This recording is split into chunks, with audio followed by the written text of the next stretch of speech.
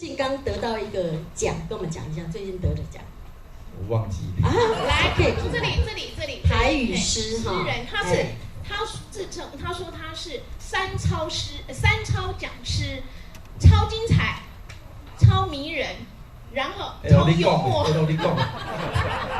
我在企业当那个企业训练讲师。来，我最近答对，我一定要给出来。2022年台湾地方特色歌谣创作歌曲比赛，我们闽南语的社会组优等奖。那个歌曲叫做《公老白鸟头叫》，什么叫鸟头叫？鸟头叫。鸟头叫。那是恁翁咧食。哎呦，我袂晓讲台语，莫甲气我，什么叫？鸟头叫。什么叫？猫头鹰啊！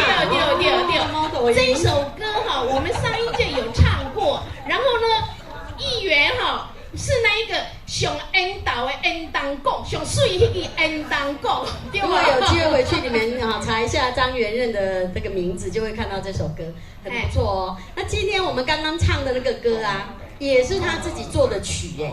他呢，平常写完诗以后没事哈。的哼哼唱，他没有在写谱的，因为他不会写谱，他就哼给尤老师听。我们尤老师就把谱写出来。我都头疼啊！你怎样？我马公，你可不要那么创作那么多嘛。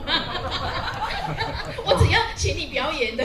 对，所以呢，我们这个张元任先生，我刚认识他的时候只知道他是写台语诗，觉得这个台语诗写得很有画面，很好哦。然后慢慢的呢，就发现不对哦，他一下会创作，一下一个编剧呢，你知道他多少安尼？